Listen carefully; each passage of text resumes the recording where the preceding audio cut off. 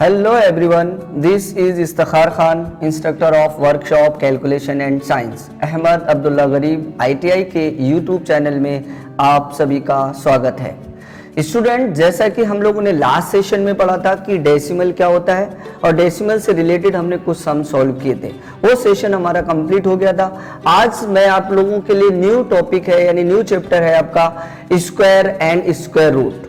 तो आज हम स्टूडेंट्स पढ़ने वाले हैं कि स्क्वायर रूट क्या होता है और उसकी डेफिनेशन क्या है और उसके कुछ सम सॉल्व करने वाले हैं। तो स्टूडेंट आइए आज का सेशन हम लोग स्टार्ट करते हैं। जैसा कि नॉर्मली आपने स्टूडेंट देखा हुआ कि बुक में स्क्वायर रूट की अलग अलग डेफिनेशंस रहती हैं, वैसे ही मैंने एक नॉर्मल एक डेफिनेशन यहाँ पे लिख के रखा है कि स्क्वायर रूट एक्चुअली में क्या होता है। If a number is written as the product of two same factors x into x, then the factor x is called square root of the number। मतलब कहने का मतलब क्या है ये डेफिनेशन का कि अपने पास जो नंबर है उसके दो ऐसे फैक्टर होना चाहिए, इस तरीके के दो फैक्टर सेम फैक्टर होना चाहिए। जैसे 25 है, 25 का क्या हो गया, अगर आप फैक्टर निकालेंगे तो क्या आएगा 5 into 5, यानी सेम दो फैक्टर हो गए। तो जिसका आंसर आप बोलेंगे 25 का स्क्वायर रूट, तो कितना हो गया 25 का स्क्वायर रूट। अगर मैं बोलूं 25 ऐसा लिखेंगे तो इसका आंसर कितना आ गया आपका 5। अब ये स्क्वायर रूट को फाइंड करने का तरीका क्या है और कौन कौन से तरीके से ये स्क्वायर रूट फाइंड किया जाता है वो मैं आपको एक्सप्लेन करने वाला हूं। तो वो देख लीजिए, एक नॉर्मल मेथड आता है कि स्क्वायर रूट को आप फाइंड करना चाहते हैं तो कुछ नंबर को फाइंड करना चाहते हैं, वो नंबर लेना है और उसके अपने को फैक्टर करना है। तो फैक्टर करने के लिए कम से कम यानी आपको कोई भी नंबर का जब आप फैक्टर करेंगे तो स्क्वायर रूट का रियल मीनिंग क्या है कि सेम नंबर यानी एक नंबर यानी 2 अगर आया है तो कम से कम वो 2 कम से कम 2 बार आना चाहिए। कम से कम कितनी बार? 2 बार। 4 बार आएगा तो चलेगा, 6 बार आएगा तो भी चलेगा, लेकिन कम से कम 2 बार। यानी स्क्वायर रूट का जो मतलब है वो ये है कि उसका जो हम पेयर बनाने वाले यानी जो पेयर हमारा बनता है, पेयर बनता है कैसा रहता है कि अगर आपने जैसे तो 4 का आपने फैक्टर किया तो कितना आया 2 2 जा और 2 1 जा, यानी इसका आपने लोग ने निकाला तो कितना बन गया 2 into 2, ये आपका फैक्टर। तो कम से कम देख रहे हैं आप यहाँ पे 2 कितनी बार आया, 2 बार आया। तो इस पेयर में से आप एक लेंगे तो आंसर आपका कितना हो गया 2। ये इसका एक नॉर्मल सिंपल तरीका है। और स्टूडेंट्स एक कंफ्यूजन क्या रहता है आप लोग को कि आप लोगों ने सुना बहुत है कि स्क्वायर से स्क्वायर रूट कैंसल हो जाता है। स्क्वायर से स्क्वायर रूट, जैसे मैंने लिखा 2 रूट और उसके ऊपर डाल दिया स्क्वायर और आंसर आ जाता है अपना 2। तो ये कैसे आ जाता है वो भी समझना आपके लिए जरूरी है कि हमने तो सुना पढ़ा, सर से सुना और लोगों से सुना कि स्क्वायर से स्क्वायर रूट कैंसिल हो गया। कैसे कैंसिल हो गया, ये तो कोई तरीका नहीं है कैंसिल होने का। एक्चुअल में स्क्वायर रूट का जो मीनिंग है वो क्या होता है, रूट, ये इसका सिंबल है, सभी जानते हैं। और इसकी जो वैल्यू है वो क्या होती है 1/2। ये सबसे ज्यादा इंपॉर्टेंट पॉइंट है। क्या है कि यहाँ पे अगर 2 लिखा है यानी ये स्क्वायर रूट है, अगर मैं इसको कर दूं क्यूब रूट तो इसकी वैल्यू कितनी हो जाएगी 1/3। अगर ये 4th रूट हो जाता है तो आपका हो जाता है 1/4। तो जो स्क्वायर रूट की बात आई थी यानी स्क्वायर से स्क्वायर रूट जो कैंसिल हो जाता है वो तरीका क्या था, क्या करते हैं ना बेटा, इसका ये जो 2 है और ये आ गया 1/2 और ऑलरेडी ऊपर कितना था 2 से 2 आपने कितना किया कैंसिल किया, आ गया 2⁻1 यानी आपकी वैल्यू कितना आ गई 2। आप देख सकते हैं। यानी मेरा कहने का मतलब क्या है आपको बताने का कि अगर स्क्वायर रूट है, अगर आपसे पूछता है कोई कि स्क्वायर रूट का रियल मीनिंग क्या है तो क्या आता है आपका 1/2। तभी आप स्क्वायर से स्क्वायर रूट आप कैंसिल कर सकते हैं। कभी कभी ऐसा भी लिखा रहता है 3 का स्क्वायर है और उसके ऊपर स्क्वायर रूट है और आंसर आ जाता है आपका 3। तो हम लोग बोल देते हैं कि स्क्वायर से स्क्वायर रूट कैंसिल हो गया। किस तरीके से कैंसिल हुआ वो भी आपको पता रहना चाहिए। जैसे अगर मैं इसको सॉल्व करूं बेटा तो 3 का स्क्वायर है और ये जो सिंबल है स्क्वायर रूट, इसका मतलब क्या बताया मैंने 1/2 और ये इससे आपने कैंसिल कर दिया तो आपकी वैल्यू कितना आ गई 3। तो ये आपको समझा कि स्क्वायर से स्क्वायर रूट कैंसिल हो जाता है और किस तरीके से कैंसिल होता है और उसका रियल वैल्यू यानी रियल मीनिंग क्या है। स्क्वायर रूट का 1/2, अगर क्यूब रूट है तो 1/3, 4th रूट है तो 1/4। ये आपकी जो डेफिनेशन है ये एक सिंपल एक नंबर को डिफाइन करती है, लेकिन एक्चुअल में इसका जो अपनी लाइफ में जो हम लोग इस्तेमाल करते हैं वो अपने को क्लियर समझ में आना चाहिए विजन, तब आप वो पॉइंट को क्लियर कर सकते हैं।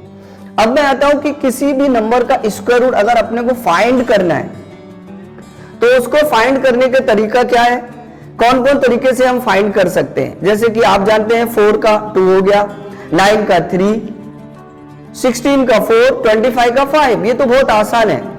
लेकिन जो मिडिल में जो नंबर आते हैं, मतलब 1 और 2 के बाद 3 के बाद 4 के बाद 5, जैसे आपने देखा 2 और 2 के बीच में फिर कितना आ गया 9, तो अगर ये यहां पे 4 ले लेता हूं मैं, 4, तो 4 किसका हो गया, 2 का हो गया, और 9 का कितना हो गया, 9 का कितना आ गया, 3 आ गया। लेकिन इसके बीच में जो नंबर आए, 5 आया, 6 आया, 7 आया और 8 आया, ये नंबर का आंसर कैसे आपको फाइंड करना है और उस मेथड को क्या बोलते हैं, और वो एक ही मेथड से पॉसिबल है। अब देखिए यहाँ 5 है, 6 है, 7 है और 8 है, और हमारे पास 2 के बाद ऑलरेडी 3 आ चुका है। मतलब ये जो नंबर है यानी 5, 6, 7, 8 जो है, इनका आंसर कितना आएगा वो आप एक अंदाज कर सकते हैं। 2 से कम पॉसिबल नहीं है और 3 से ज्यादा नहीं है, तो इसके अंदर ही जो आंसर आने वाला है, यानी कहने का मतलब आंसर क्या आएगा, 2.2 आ सकता है, 2.3 आ सकता है, 2.7, 2.9 वो आएगा किसी तरीके, और वो हमको फाइंड करने का तरीका है वो नॉर्मल यानी सिंपल जो हमारा मेथड रहता है। कौन सा मेथड, कि एक मेथड होता है फैक्टराइजेशन मेथड और एक होता है डिवीजन मेथड। फैक्टराइजेशन ऐसा मेथड है कि अगर आप उस किसी भी नंबर का परफेक्ट स्क्वायर है तो पॉसिबल है। जैसे 4 का निकाला 2, 9 का निकाला तो 3, ये तो पॉसिबल। लेकिन ये जो नंबर 5 आया, 6, 7 और 8 आया, जैसे अगर मैं पूछूं आपको कि 2 का स्क्वायर रूट कितना होता है, तो बहुत सारे स्टूडेंट ने याद कर लिया रहेगा कि 1.414, जैसे मुझे याद है √2 1.414। स्टूडेंट बात ये नहीं कि आपने याद कर लिया, बहुत अच्छी बात है। रूट जैसे मुझे √3 का भी याद है, √3 कितना होता है, √3 का होता है 1.732, राइट। लेकिन ये फाइंड कैसे किया गया वो इंपॉर्टेंट बात है। जरूरी नहीं है 2 आ जाए, जरूरी नहीं है 3 आ जाए, 4 भी आ सकता, 5 भी आ सकता है, 7 भी आ सकता है, 6 भी, 8 भी, 10, 11, 12, 15। तो उसको फाइंड करने का क्या तरीका है, तो जिन नंबर का फैक्टर्स इजीली बन जाता है वो हमारे आ जाते हैं फैक्टराइजेशन मेथड में, और जिन नंबर्स को हम फैक्टर नहीं निकाल सकते, जैसे 2 का फैक्टर तो बनने वाला नहीं, जैसे मैंने क्या बताया, एक नंबर कम से कम 2 बार आना चाहिए। तो अगर हम 2 का फैक्टर करने जाते हैं स्टूडेंट, तो देखिए आप 2 1 जा 2, एक ही फैक्टर आया, मतलब इसका हम नॉर्मल मेथड यानी फैक्टराइजेशन मेथड से हम इसको सॉल्व नहीं कर सकते। इसको सॉल्व करने के लिए यानी इस टाइप का आंसर लाने के लिए हमको यूज करना पड़ता है डिवीजन मेथड। तो मैं आज जो है आपको फैक्टराइजेशन मेथड से सम सॉल्व करूंगा और फिर आगे उसके कंटिन्यू करता रहूंगा। तो स्टूडेंट्स, स्क्वायर रूट से जो टॉपिक मैंने आपको बताया क्या था, फैक्टराइजेशन मेथड एक रहता है डिवीजन मेथड। तो फैक्टराइजेशन मेथड से हम एक सम सॉल्व करते हैं, मतलब हम फैक्टराइजेशन फैक्टर करके हम उसका स्क्वायर रूट फाइंड करते हैं। तो मैंने एक क्वेश्चन लिया बेटा, कितना है, √64, यानी इसका हमको जैसे कि नॉर्मल तो आपको आंसर पता है ये 8 आने वाला, लेकिन आने वाला कैसे है वो हम लोग देख लेते हैं। सबसे पहले मैंने यहाँ पे 64 लिखा। रूल क्या बोलता है कि आपको कैंसिल करना है, डिवाइड करना है, और ऐसे नंबर से डिवाइड करना है जो कि इजीली आपका हो जाए। तो सबसे छोटा नंबर जो है वो 1 नहीं काउंट करते, क्योंकि 1 से कोई भी नंबर डिवाइड, कोई भी नंबर मल्टीप्लाई पॉसिबल है। और सबसे छोटा नंबर क्या होता है 2, तो सबसे पहले हम लेंगे 2 से आप डिवाइड करिए, 2 3 जा 6 और 2 2 जा 4। फिर मैं ले लेता हूं 2 1 जा 2, यहां से 2 गया, 1 हो गया 6, इधर हो गया 12, 2 6 जा कितना हो गया आपका 12। फिर आप ले लीजिए 2 से, 2 8 जा कितना हो गया 16, फिर 2 से ले लीजिए, 2 4 जा 8, 2 2 जा 4 और 2 1 जा 2। ये आपके फैक्टर्स आ गए।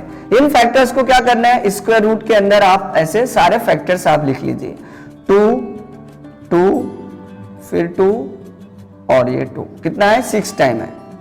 रूल मैंने क्या बताया था कि स्क्वायर रूट फाइंड करने के लिए अपने को जो पेयर बनाना होता है वो 2 2 का पेयर बनाना होता है। 2 2 का पेयर आप बना लीजिए। जो पेयर आपका कंप्लीट हो गया है उस वहां से एक एक पेयर से आप निकाल लीजिए। यहां से 2 आ जाएगा, यहां से 2 और यहां से 2, तो 2 मल्टीप्लाई 2 और मल्टीप्लाई 2। देख लीजिए एकदम सिंपल है, यानी जो पेयर में से एक 2 उठाया, ये पेयर में से एक 2 और ये पेयर में से एक 2। ये जब पेयर बनने के बाद फिर ये जो स्क्वायर रूट का सिंबल है, ये सिंबल हट जाता है और आपका नॉर्मल क्वेश्चन बन जाता है। तो 2 इंटू 2 इंटू 2, यानी 2 2 जा 4 और 4 2 जा 8, ये आपका आंसर आया। ये कौन सा मेथड कहलाता है? फैक्टराइजेशन मेथड है, जिससे कि हम फैक्टर करते हैं और इस मेथड से हम सिर्फ इसी ऐसे नंबर को ही हम फाइंड कर सकते हैं कि जिसका फैक्टर आसानी से आ सकता है, जिसका आंसर डेसिमल में नहीं आने वाला है। दूसरा क्वेश्चन देख लेता हूं स्टूडेंट, स्क्वायर रूट ले लेता हूं आपको मैं, 1764। सेम रूट अप्लाई करेंगे हम लोग, कितना है? 1 है, 7 है, 6 है और आपका कितना है? 4 है। सबसे पहले छोटा नंबर 2 से डिवाइड करेंगे और 2 से तब तक डिवाइड करेंगे जब तक डिवाइड होता रहेगा। देख रहे हैं आप, जैसे 2 2 2 से लास्ट भी 2 हो गया, लेकिन कभी भी ऐसा होगा, कंडीशन आएगी कि 2 से डिवाइड नहीं होगा तो 3 से डिवाइड होगा। भाई जो नंबर 2 से होगा वो 4 से भी पॉसिबल है, नहीं तो फिर 5 चेक करेंगे। सबसे पहले 2 देख लेते हैं बेटा, 2 8 जा 16, 1 बच गया, 2 8 जा 16 और 2 2 जा 4। वापस से 2 से ले लेता हूं बेटा, 2 4 जा 8, 2 4 जा 8 और 2 1 जा 2। फिर अब देखिए लास्ट में 1 आया है, आपको ये भी लॉजिक पता रहना चाहिए कि अब ये 2 से डिवाइड होगा क्या नहीं। देखिए जब लास्ट में बेटा 2 आया है, नहीं आया है 2 या 0 नहीं आया है, तो ये फिर 2 से डिवाइड नहीं होगा। इसका मतलब हम उसको 3 से डिवाइड करके चेक कर लेते हैं। 3 1 जा 3, इधर 1 रहा 14 हो गया, 3 4 जा आपका हो गया 12, फिर इधर 2 बच गया आपका हो गया 21 और 3 7 जा आपका 21। उसके बाद वापस सीरीज देखते हैं बेटा, 3 4 जा 12, 2 बच गया यहां पर 7, कितना हो गया? 3 9 जा 27। अब देखिए लास्ट में बचता है अपने पास 49, जो कि 3 की टेबल में भी नहीं आता है, 4 5 भी नहीं, 6 नहीं, डायरेक्ट आपको जाना पड़ेगा 7 पे। देखिए 7 7 जा 49 और 7 1 जा 7। ये सारे फैक्टर्स को उठा के हम यहां ले लेते हैं। पहले आया 2 इंटू 2, फिर आया 3 इंटू 3 और फिर आया 7 इंटू 7। सेम रूल अप्लाई करेंगे, 2 2 का पेयर बना लीजिए, एक पेयर बन रहा है, 3 3 का भी एक पेयर बन रहा है और 7 7 का भी एक पेयर बन रहा है। तो इस पेयर में से 2 उठाना है, इस पेयर में से 3 और यहां से आपको 7। तो कितना आ गया? 2 मल्टीप्लाई 3 और मल्टीप्लाई 7। देख लीजिए आप, 2 3 जा हो गया 6 और 6 7 जा कितना हो गया आपका? 42। ये आपका आंसर आ गया। तो ये जो मेथड है इसको क्या बोलते हैं हम लोग? फैक्टराइजेशन मेथड है, जिससे कि हम ऐसे नंबर का स्क्वायर रूट फाइंड कर सकते हैं जो कि डेसिमल में नहीं आता है। अगर हम किसी ऐसे नंबर का स्क्वायर रूट फाइंड करने जाए जिसका आंसर हमको डेसिमल में मिलेगा, जैसे मैंने आपको बताया था कि अगर √2 है या √3 है या √5 है या √7 है, इन सब का हम अगर आंसर जब फाइंड करने जाएंगे तो हमको इस मेथड से पॉसिबल नहीं है, क्योंकि आप देखेंगे 2 सिर्फ 2 की टेबल में ही आता है, 3 आप देखेंगे एक ही बार आने वाला, 5 सिर्फ अपनी टेबल में ही आता है, 7 भी अपनी टेबल में ही आता है। तो जैसे मैंने इसका आंसर बताया था 1.414, इसका आया था 1.732। तो ये को जो आंसर्स हैं इनके जो आए हैं, यानी जो ऑड नंबर यानी जो डेसिमल में जो आंसर्स आ रहे हैं, इनको ये मेथड से हम फाइंड नहीं कर सकते। ये मेथड क्या बोलता है कि कम से कम पेयर जो है 2 का होना जरूरी है, और यहाँ पर ये पेयर हम नहीं बना सकते, इसलिए हम इसको फैक्टराइजेशन से सॉल्व नहीं कर सकते। इसको सॉल्व करने के लिए हमको इस्तेमाल करना पड़ेगा डिवीजन मेथड। डिवीजन मेथड से हम सॉल्व करेंगे। आगे वाले नेक्स्ट सेशन में मैं आपके लिए वो डिवीजन मेथड कंटिन्यू करूंगा कि कोई भी नंबर रहने दो, चाहे कितना टफ नंबर चाहे इजी कोई भी नंबर हो, उस मेथड से हम किस तरीके से किसी भी नंबर का स्क्वायर रूट फाइंड कर सकते हैं। तो आज का तो सेशन यही है कि फैक्टराइजेशन कंप्लीट हो गया है। नेक्स्ट सेशन में मैं आपके लिए डिवीजन मेथड कंटिन्यू करूंगा। स्टूडेंट्स, उम्मीद करता हूं कि आज का सेशन आपको पसंद आया होगा। अगर आपने अभी तक हमारे YouTube चैनल को सब्सक्राइब नहीं किया है तो सब्सक्राइब, लाइक एंड शेयर कर दीजिए और हाँ, बेल आइकन को दबाना ना भूलें। Thank you so much.